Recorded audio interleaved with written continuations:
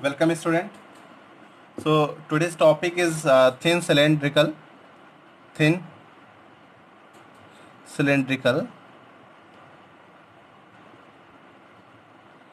and spherical cell.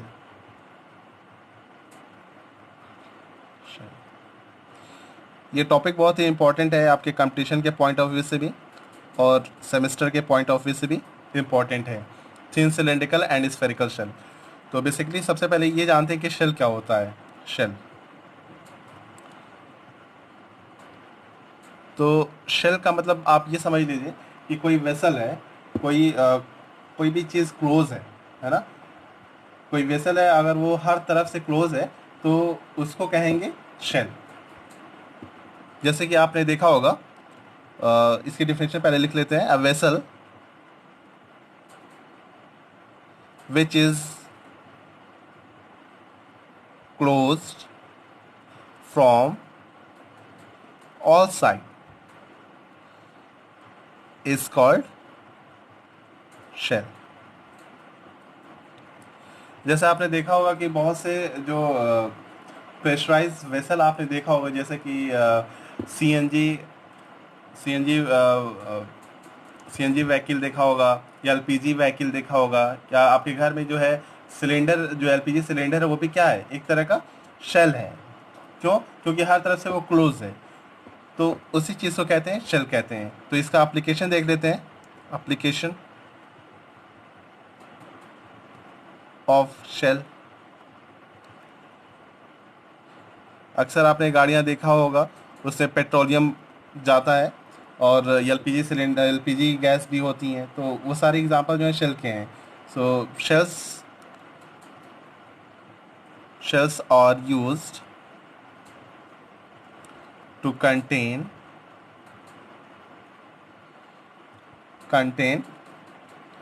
steam, CNG gas, CNG compressed natural gas जिसको कहते हैं, compressed natural gas. Then LPG, liquefied petroleum gas, compressed air, you can say compressed air. Petrol, जहाँ पे petrol station जहाँ पे होता है वहाँ पे कंप्रेस्ड एयर भी वहाँ पे लोग व्हीकल में डलवाते हैं। तो आपने देखा होगा वहाँ पे एक चैम्बर होता है, एक शेल होता है जिसके अंदर प्रेशराइज जो है एयर फिल होती है ना। तो that is called as compressed air. वो भी एक तरह का शेल का एग्जाम्पल हुआ। ओके, तो कंप्रेस्ड एयर।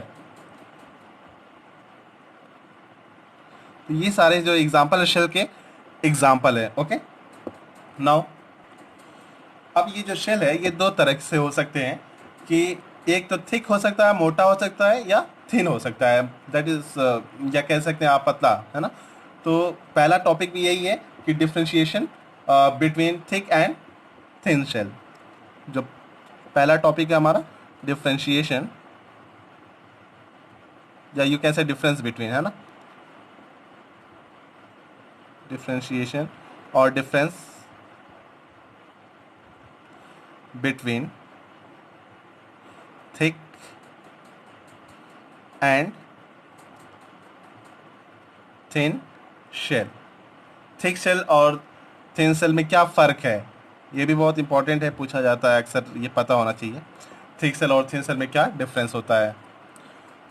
तो बेसिकली दो चीज़ होती है, एक तो थिकनेस होता है, दूसरा डायमीटर होता है। यही दो पैरामीटर हैं जिसके बेसिस पे हम डिसाइड कर पाते हैं कि वो शेल मेरा थिक है या वो थिन है।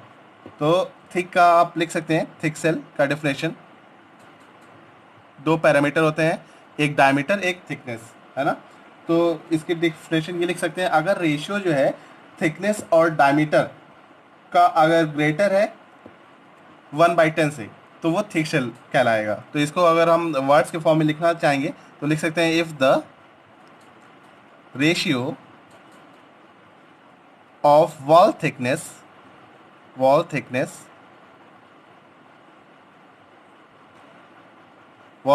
टी, इसको स्मॉल लेटर टी से डिनोट करते हैं, टू द डायमीटर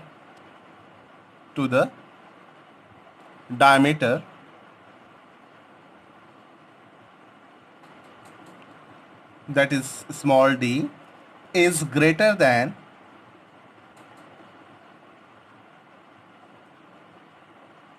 1/10।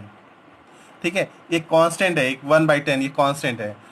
अगर thickness of wall that is T और डी और डायमीटर ऑफ शेल अगर एक ग्रेटर है 1/10 से, तो इसको हम लोग कहेंगे थिक सेल। ठीक है, क्लियर होगा। दूसरा आता है थिन सेल, किसको कहते हैं? Thin shell. तो इसको, इसकी भी जो डेफिनेशन है सेम है, बस ग्रेटर की जगह पे लेस देन हो जाएगा। तो आप इसको वर्ड्स फॉर्म में लिख सकते हैं, if the ratio of wall thickness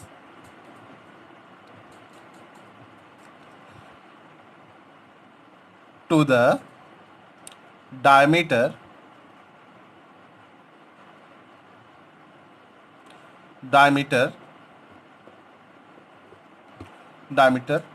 small d is less than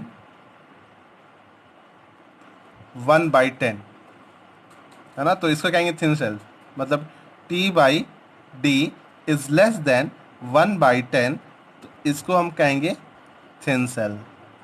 तो दो ही पैरामीटर होते हैं, एक तो thickness of shell and diameter of shell. इसी के बेसिस पे हम डिसाइड कर लेंगे कि वो मेरा थिक है या थिन है। ये चीज़ याद होनी चाहिए, 1/10 है ना, ये कांस्टेंट है 1/10। Okay,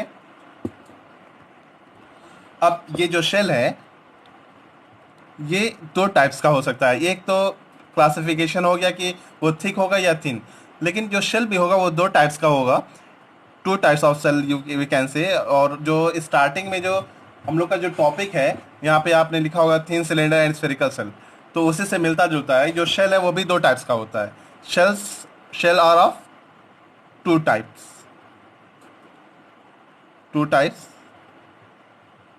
based on shape, you can say shape के आधार पर दो टाइप्स के शेल होते हैं। पहला जो होगा वो सिलेंड्रिकल शेल हो सकता है, और दूसरा जो होगा अगर स्फेरिकल शेल हो सकता है। अगर सिलेंडर के फॉर्म में है तो उसको कहेंगे सिलेंड्रिकल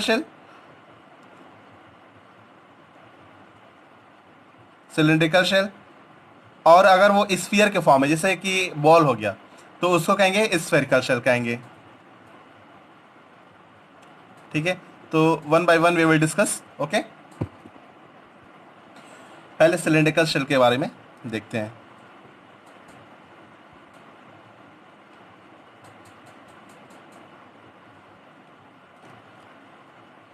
सिलेंड्रिकल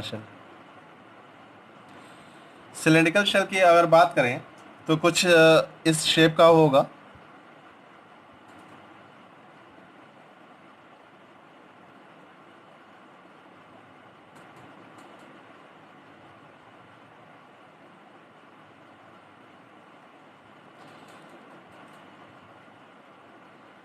इस शेप का होगा।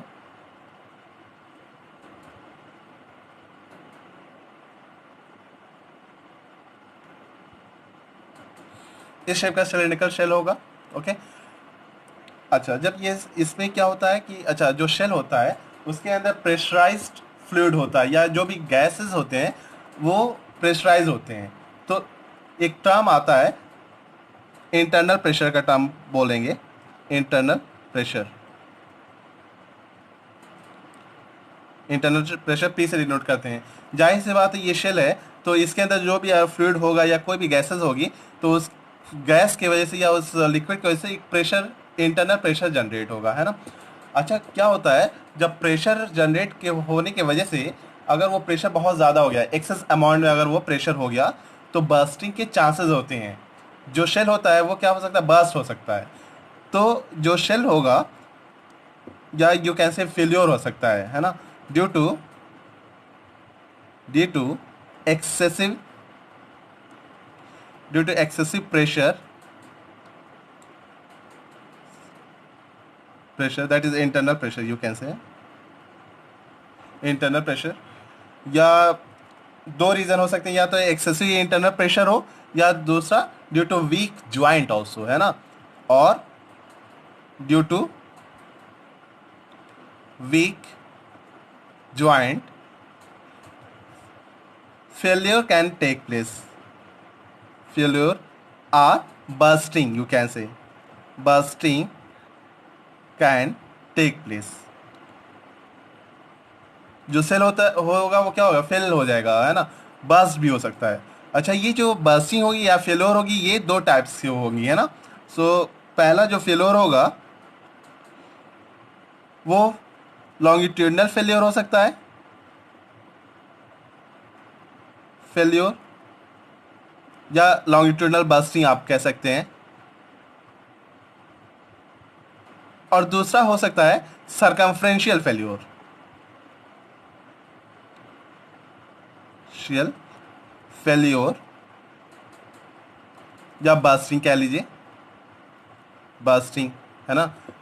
आपका जो कुकर है, प्रेशर कुकर, कुकर जो होता है वो भी एक तरह का शेल है ना. वो उसमें भी कभी कभी बर्स्टिंग हो जाता है बहुत ज़्यादा. अगर जो फ्यूजिबल प्लग है या जो भी जो सीटी है और वो काम ना करे तो वो बर्स्ट हो सकता है ड्यू टू इंटरनल प्रेशर, है ना. तो दो टाइप के फेल्योर हो सकते हैं. एक तो आपका लॉन्गिट्यूडनल फेल्योर या लॉन्गिट्यूडनल बर्स्टिंग, और दूसरा सर्कमफ्रेंशियल फेल्योर या सर्कमफ्रेंशियल बर्स्टिंग हो सकता है ना. अब देखिए, लॉन्गिट्यूडनल फेल्योर का मतलब क्या होगा, जो बर्स्टिंग हो रही होगी या जो फेल्योर हो रहा होगा वो लेंथ के अकॉर्डिंग हो रहा होगा या लेंथ में हो रहा होगा. अच्छा, ये जो लॉन्गिट्यूडनल फेल्योर है ये किसकी वजह से होता है, तो एक स्ट्रेस होता है. जाहिर सी बात है, जब फेल्योर होगा तो वहाँ पे स्ट्रेस ज़रूर होगा. तो the stress which is responsible for longitudinal failure is called as longitudinal stress, है ना. You can write here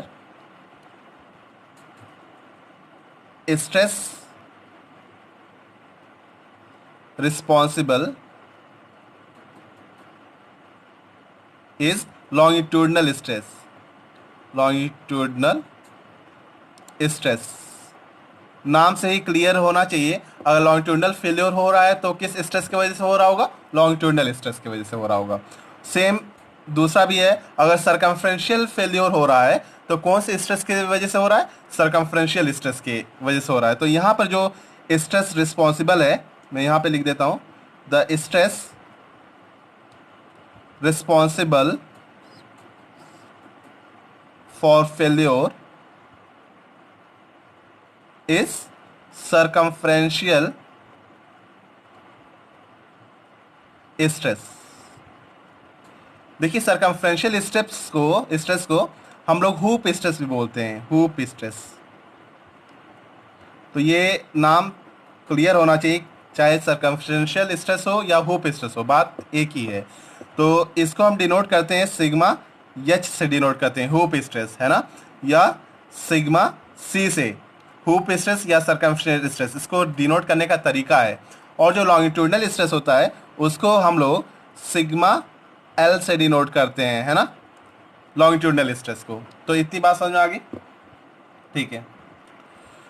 तो अगर दो टर्म आ गया हमारा, लॉन्गिट्यूडनल फेल्योर और सर्कमफ्रेंशियल फेल्योर, इसके वजह से दो स्ट्रेस भी हम लोग जान गए, लॉन्गिट्यूडनल स्ट्रेस और सर्कमफ्रेंशियल स्ट्रेस. तो अब जो है जनरली क्या पूछा जाता है कि कैलकुलेट द लॉन्गिट्यूडनल स्ट्रेस या derive the formula for longitudinal stress in case of cylindrical shell, है ना. तो सिलेंड्रिकल शेल में लॉन्गिट्यूडनल स्ट्रेस कैलकुलेट करने के लिए डेरिवेशन पूछ लिया जाता है ना.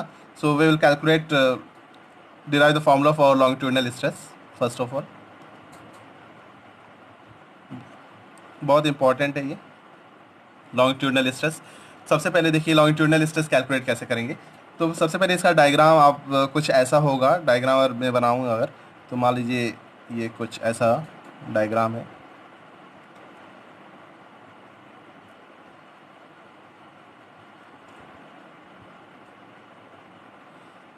ये इसको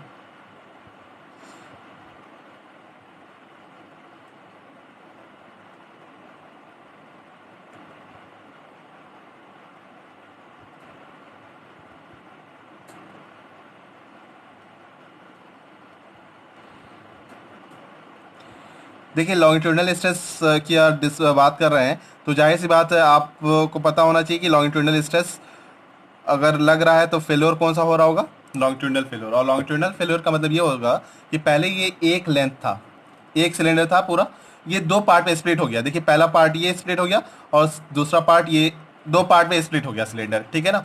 तो लॉन्गिट्यूडनल स्ट्रेस में क्या होता है, जो फेल्योर होता है लॉन्गिट्यूडनल डायरेक्शन में या लॉन्गिट्यूडनल पोर्शन में होता है। देखिए एक लेंथ था और ये जो सिंगल लेंथ था, जैसे ये सिंगल लेंथ था, तो अब ये दो पार्ट में यहाँ पर स्प्लिट हो गया, दो पार्ट में, पहला और दूसरा पार्ट, है ना। तो अब कैलकुलेट करते हैं इसको। इसको प्रूफ करने से पहले कुछ चीज़ मान लेते हैं। Let the length of cylinder be L, है ना। Similarly thickness be T, then diameter of cylinder be D, है ना। Internal pressure be small P, ठीक है। स्टूडेंट एक चीज़ और ध्यान रखिएगा, जैसा भी मैंने पहले बताया था कि फेल्योर जो है क्यों होता है, तो जब एक्सेसिव प्रेशर हो जाता है तब फेल्योर हो सकता है, या वीक जॉइंट हो तो हो सकता है, या जहाँ पर मिनिमम एरिया होगा वहाँ से भी फेल्योर होगा। तो तीन चीज़ है कहाँ से फेल्योर हो सकता है। तो पहला एक्सेसिव प्रेशर, दूसरा वीक जॉइंट, और तीसरा एक चीज़ और आप यहाँ पे ऐड कर लीजिए, वेयर मिनिमम एरिया, है ना, at the point of minimum area failure can also be take place at minimum area, at minimum area, minimum area यहाँ लिख सकते हैं, और मिनिमम एरिया, ठीक है। चलिए ठीक है, तो अपने डेरिवेशन पे आते हैं। तो इंटरनल प्रेशर पी ले लिया। अच्छा, अब देखिए जब भी फेलियर होगा तो दो टर्म का हम लोग ध्यान रखेंगे, एक होगा बर्स्टिंग फोर्स और एक होगा रजिस्टिंग फोर्स, है ना। तो बर्स्टिंग फोर्स का जो फॉर्मूला होता है वो क्या होता है, जो बर्स्टिंग फोर्स होता है वो क्या होता है, आपका internal pressure into projected area, है ना। या आप सिंपल सा ये समझिए, बेसिक सर बात करें तो हम लोगों ने जो स्ट्रेस का फॉर्मूला पढ़ा था वो पढ़ा था internal resistive force per unit cross section area, है ना। या ये कह लीजिए, अगर हम यहाँ पे शेल की बात कर रहे हैं तो यहाँ पे बर्स्टिंग फोर्स लिखेंगे, है ना, क्योंकि ये भी तो इंटरनल ही है। तो बर्स्टिंग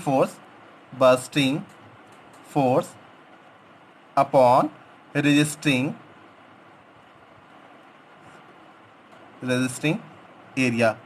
याद होगा आपने मैंने बताया था आपको स्टार्टिंग में जब मैं स्ट्रेस और स्ट्रेन आपको पढ़ा रहा था कि stress is equal to resistive force upon area P by A, इस तरह का हम लोगों ने कुछ डेरिवेशन पढ़ा था। सेम उसी से कोरिलेट करके आप इसको भी लिख सकते हैं, बस जहाँ पे फोर्स है वहाँ पे बर्स्टिंग फोर्स आ जाएगा और रेजिस्टिंग एरिया आ जाएगा। और जो बर्स्टिंग फोर्स होता है वो होता है internal pressure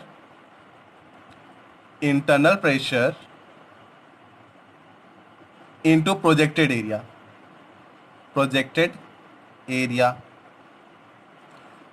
upon resisting area. अब देखिए, इंटरनल जो प्रेशर जो मैंने माना था वो स्मॉल पी माना था, और जो प्रोजेक्टेड एरिया है वो प्रोजेक्टेड एरिया कौन सा है, ये सर्कुलर पोर्शन ही तो है। ये देखिए, ये जो दो पार्ट में स्प्लिट हो रहा है, ये यहाँ से यहाँ तक, तो ये कौन सा पार्ट स्प्लिट हो रहा है, ये वाला पूरा पार्ट आपका स्प्लिट हो जा रहा है। तो आप लिख सकते हैं पाई बाई 4 डी स्क्वायर, ठीक है। और रजिस्टिंग एरिया, अच्छा मान लेते हैं जो इसकी जो थिकनेस है वो कितनी है, टी है।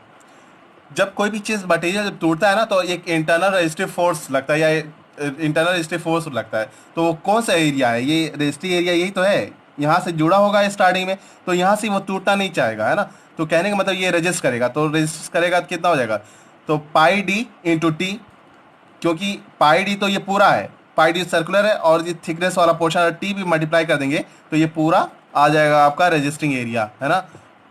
तो ये आ जाएगा पाई डी टी। एक बार फिर समझ लीजिए, रेजिस्टिंग एरिया ये वाला पोर्शन है, पाई डी तो ये सर्कुलर पोर्शन हो गया, और जब टी से मल्टीप्लाई कर देंगे तो ये पूरा कंसीडर कर लेंगे, तो ये रेजिस्टिंग एरिया है, क्योंकि जो शेल होगा ये जुड़ा इसी से होगा ना।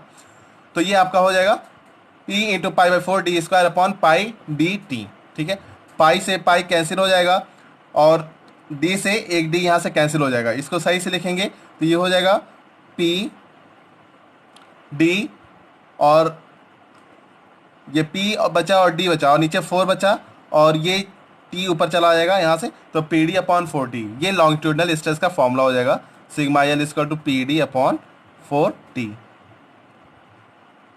This is called as longitudinal stress. Okay, अब सर्कमफरेंशियल स्ट्रेस की बात करते हैं। पहला तो लॉन्गिट्यूडनल स्ट्रेस हो गया था, अब दूसरा जो है वो है सर्कमफरेंशियल स्ट्रेस। फेरेंशियल सर्कमफरेंशियल स्ट्रेस को पहले ही बताया था, इसको हुप स्ट्रेस भी बोलते हैं। सिग्मा सफिक्स एच से डिनोट करते हैं, सिग्मा एच स्ट्रेस सिग्मा से डिनोट करते हैं, और एच फॉर हुप स्ट्रेस, या सिग्मा सी सर्कमफरेंशियल स्ट्रेस। ठीक है ना, तो इसके लिए सबसे पहले इसका एक डायग्राम बनाते हैं। देखिए, जो सिलेंडर है वो मेरा कुछ ऐसे ही था।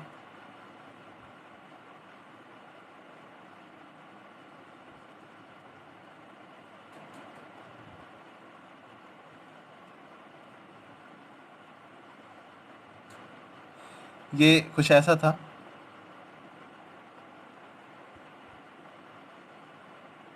ठीक है, अभी लॉन्गिट्यूडनल जब स्ट्रेस हो रहा, वहाँ पे जब मतलब लॉन्गिट्यूडनल जब फेल्योर हो रहा था तो वहाँ पे लॉन्गिट्यूडनल स्ट्रेस लग रहा था। अब अगर मान लीजिए, अगर जो फेल्योर हो रहा है सर्कमफ्रेंशियल फेल्योर हो रहा है, मतलब जो सर्कमफ्रेंस है वो दो पार्ट में स्प्लिट हो जा रहा है, तो उस केस में जो स्ट्रेस लग रहा होगा वो कौन सा लगेगा? Circumferential stress. तो अगर ये स्प्लिट होना होगा तो ये 20 से ही तो डिवाइड होगा, ये 20 से डिवाइड हो जाएगा, है ना। तो जब 20 से डिवाइड होगा तो ये दिखेगा कैसे? ये कुछ इस शेप का दिखेगा आपको।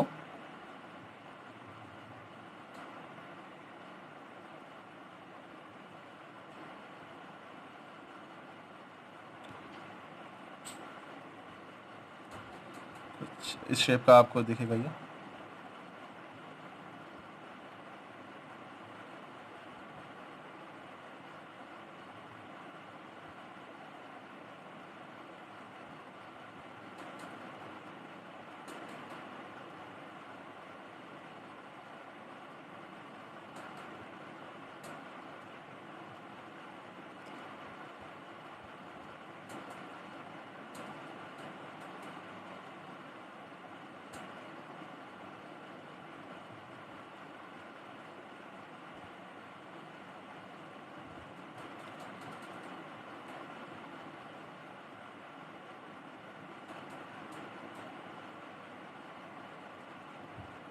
ये कुछ इस शेप का आपको दिखेगा, मतलब ये जो शेल था, ये देखिए सर्कमफ्रेंशियल के अलोंग जो है ये दो पार्ट में स्प्लिट हो गया। ये लोअर पार्ट है, इसका अपर पार्ट भी इस तरह से होगा, है ना। तो इस तरह से ये जो शेल होता है सर्कमफ्रेंस के अलोंग ये जो है फेल हो जाता है या स्प्लिट हो जाता है। तो यहाँ पे जो चीज़ फेलोर हो रहा है, सर्कमशियल फेलियर हो रहा है, तो इसके वजह से जो स्ट्रेस डेवलप होगा उसको कहेंगे सर्कमशियल स्ट्रेस या हुप स्ट्रेस। तो यहाँ पर भी सबसे पहले वही चीज़ लिखेंगे कि let the diameter meter of shell be D, then thickness be T, then internal pressure be P. ठीक है ना। तो सर्कमशियल स्ट्रेस हम लोग डिराइव करें या हुप स्ट्रेस, तो इसका फॉर्मूला भी वही होगा, bursting force upon resisting area. ठीक है ना। अच्छा, अब ये देखिए, जो रेजिस्टिंग एरिया होगा वो कौन सा होगा? ये वाला होगा, क्योंकि इसका दूसरा वाला पार्ट कहाँ से जुदा हुआ है या कहाँ से स्प्लिट हुआ है? यही वाला पार्ट तो है। यहाँ से पार्ट जो है वो चीज़ स्प्लिट हो गई है ना। तो ये वाला जो पार्ट है ये रेजिस्टिंग एरिया है, तो इसका जो थिकनेस है वो कितना है? टी है, और इसकी जो लेंथ है वो कितनी है? लेंथ यल मान लेते हैं। अच्छा, यहाँ पर भी जो है आपका टी है, थिकनेस के टी है, और लेंथ यल, यल पूरा है यहाँ तक। सेम यहाँ पर भी है, इसका जो थिकनेस यहाँ पर होगा वो कितना है, टी है, और लेंथ भी कितनी है इसकी भी यल ही होगी, है ना। तो बस्टिंग फोर्स पहले कैलकुलेट कर लेते हैं। तो बस्टिंग फोर्स कैलकुलेट करने के लिए इसका पहले फोर्स निकालिए। तो इसका मैंने बताया था अभी, it's formula is internal pressure into projected area, upon resisting area. ठीक है। अच्छा, अब प्रोजेक्टेड एरिया इसका क्या होगा। अच्छा, यहाँ जो इसका डायमीटर हम लोगों ने लिया था वो डी लिया था, है ना। अच्छा, यहाँ पे भी डायमीटर डी है, यहाँ पे भी डायमीटर डी है, यहाँ पे भी डायमीटर डी है, यहाँ पे भी डायमीटर डी है, यहाँ पे भी डायमीटर डी है। डायमीटर तो कांस्टेंट थ्रू आउट कांस्टेंट रहेगा ना, और लेंथ ये है, तो एरिया इसकी क्या हो जाएगी, डी इंटू यल।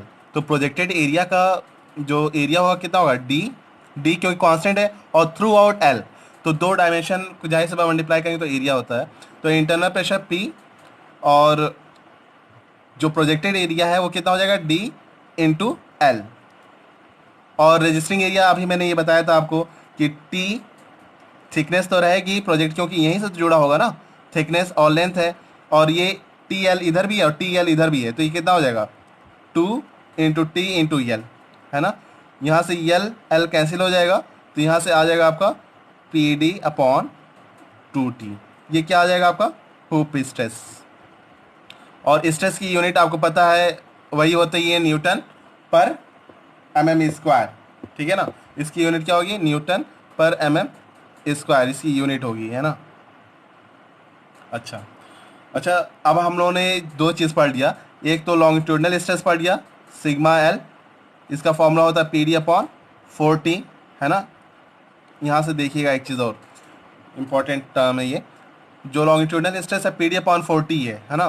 तो हम इसको ये भी लिख सकते हैं, sigma L equal to P D upon 2 into 2t, इस तरह से स्प्लिट करके लिख सकते हैं। ठीक है, या आप ये कह लीजिए पी डी अपॉन 2t, ये जो है ये अभी आपने कैलकुलेट किया है, ये है होता है हुप स्ट्रेस।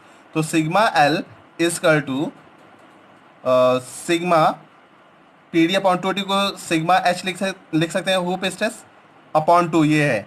तो ये कह लीजिए कि जो लॉन्गिट्यूडनल स्ट्रेस होता है वो क्या होता है, हुप स्ट्रेस का आधा होता है ना। लॉन्गिट्यूडनल क्या होता है, हुप स्ट्रेस का आधा होता है, या ये कह लीजिए hoop stress is twice time of longitudinal stress, है ना। तो कभी डेरिवेशन में मान लीजिए ये कैलकुलेट प्रूफ करने के लिए पूछ दिया गया कि derive hoop stress is twice of longitudinal stress, है ना। तो जो बेसिकली हम लोग जब डिज़ाइन करते हैं किसी शेल की, तो वी डिज़ाइन बेसिकली या strongly we more focused on hoop stress, है ना, क्योंकि हुप स्ट्रेस ज़्यादा होता है ना, दो गुना होता है लॉन्गिट्यूडनल स्ट्रेस का। That's why the main focus on hoop stress. तो ये एक तरह का ये भी डिरेवेशन आप समझ लीजिए कि derive hoop stress equal to twice of longitudinal stress. Okay, so student kindly make the note of all the derivation and definitions, and so that you feel easy while revising all the details. Okay, thank you.